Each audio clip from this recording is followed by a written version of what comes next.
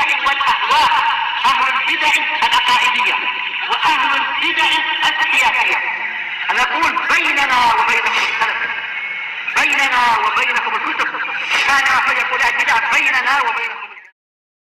Bahrain, apa yang dimaksudkan dengan dua lautan itu? Marajal bahraini yaltaqiyan. Allah Ta'ala mengalirkan dua lautan dalam keadaan mereka nanti berjumpa. Qala ulama rahimahumullah, tidak harus nanti tapi apa? Memang berjumpa tapi tetap apa? Tidak saling bercampur. Tayyib al-muradu bihima al-malih wal adab.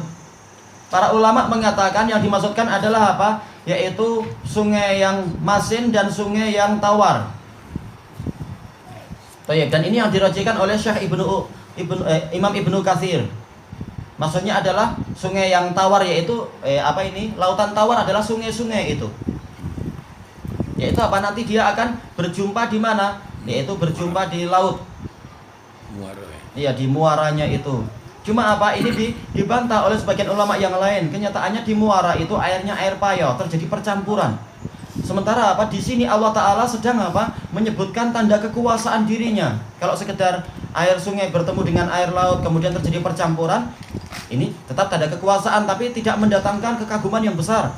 Tapi yang mendatangkan kekaguman yang menyebabkan orang harus masuk Islam harusnya adalah apa? Manakala yang dimaksudkan bukan itu. Sebagaimana disebutkan oleh Imam Singkiti dan lain-lain, ada di beberapa tempat di wilayah Afrika itu memang seperti itu. Betul-betul itu lautan. Allah mengatakan bahar, maka betul-betul memang dia lautan. Dan lautan itu memang berjumpa tapi tidak saling bercampur. Jaraknya cuma apa? Yang antara ini dengan ini mungkin hanya 1 senti saja, tapi sifatnya tidak bercampur. Yang ini hangat, yang ini sejuk. Yang ini boleh jadi rasanya demikian, yang itu rasanya demikian. Yang ini warnanya hijau, yang itu warnanya biru. Betul-betul kita lihat ada batas di situ. Itu adalah tanda kekuasaan yang sangat besar. Nah, itu baru apa? Baru lebih layak sesuai dengan makom dari rangkaian ayat ini. Allah sedang menyebutkan apa? Tanda kekuasaan dia yang sangat besar. Apalagi ditambah dengan apa? Lafaz yakhruju minhumal lu'lu'u wal marjan. Keluar darinya lu'lu' dan marjan. Padahal kita tahu kalau sungai itu apa? Secara umum tidak akan keluar mutiara. Mutiara itu hanya di laut. Adapun kalau Imam Ibnu Katsir mengatakan ini mimbabi taglib saja, keluar darinya minhuma, tapi maksudnya adalah salah satu dari mereka. Nah, ini cuma terlalu berat kita mentakwil macam itu.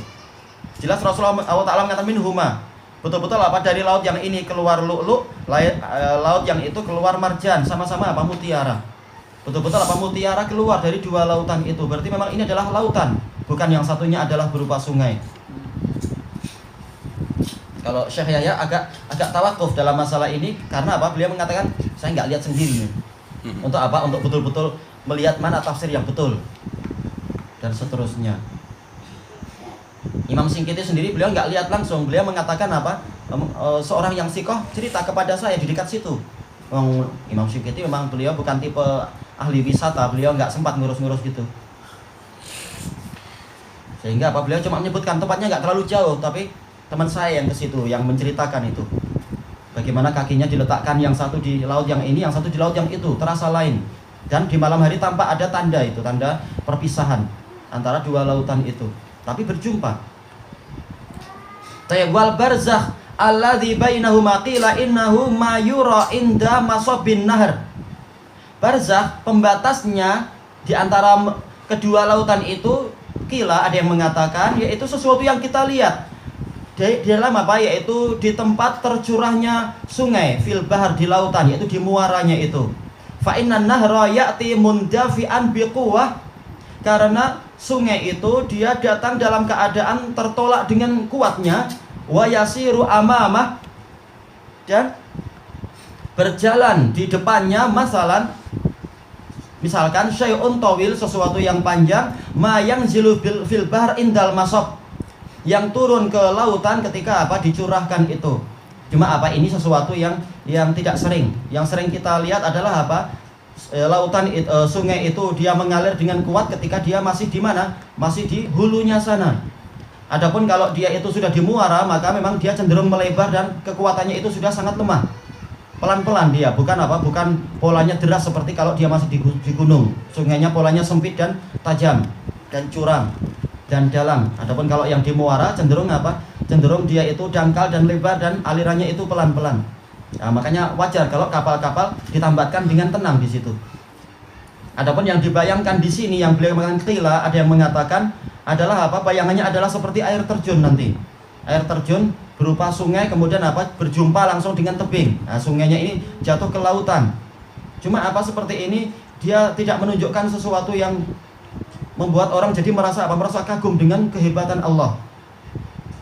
Karena apa? Ayat ini sedang apa? Mengajak bicara orang-orang kafir agar mereka betul-betul mengagumi tanda kekuasaan Allah. Adapun orang mukmin, setiap darah di alam semesta ini semuanya mendatangkan kekaguman.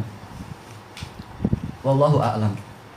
Makanya manakala khilaf seperti ini dan semuanya ada sisi kemungkinannya, Syekh Yahya tawakuf dalam masalah ini. Wallahu a'lam. Beliau baru mendatangkan satu pendapat, belum pendapat yang berikutnya. Dari sisi kekaguman disebutkan dalam surah Al-Yubikun Nabi Makasari wa min ayatihi al-jawari fil bahri kal'alam iyasha' yuskidir rih.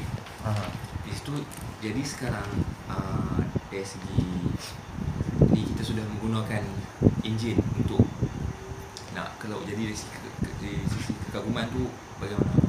Sisi kekagumannya adalah Allah Ta'ala memberikan izin pada manusia untuk melakukan apa yang mereka inginkan.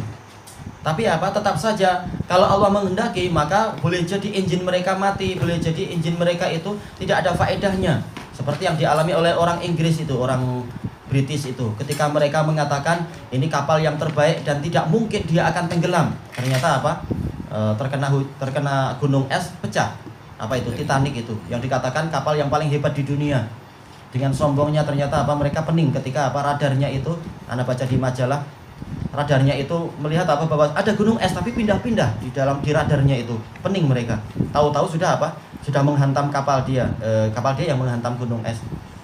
Menunjukkan apa? Semuanya itu boleh manusia melakukan adanya ide-ide dan adanya hadarah, yaitu peradabannya bertambah, tapi tetap itu adalah dengan seizin Allah. Kalau Allah menghendaki tetap akan muncul yang lain-lain yang tidak dipahami oleh orang. Datangnya gelombang, datangnya ini. Adapun untuk ayat tadi memang itu Asyura kah? Baik. Kemudian yaitu apa? Sesuai dengan ilmu yang dipahami orang pada waktu itu, yaitu apa? Waktu itu dengan layar. Kalau Allah menghendaki maka kalau kami menghendaki maka kami jadikan angin itu tenang, sehingga apa? Kapal itu sama sekali tidak mampu bergerak. Padahal apa? Masih banyak faktor-faktor yang lain yang memungkinkan untuk apa? Untuk menimbulkan apa itu? Ketenggelaman, menimbulkan bahaya dan lain-lain. Tapi ini baru sekedar menyebutkan satu contoh saja. Sekedar anginnya dihilangkan saja kalian pening. Belum lagi kalau kami datangkan angin yang terbalik atau angin yang berpusing atau angin yang bagaimana, kalian lebih pening lagi. Baru satu nikmat dihilangkan aja kalian sudah pening itu. Belum lagi adab yang datang misalkan. Wallahu a'lam.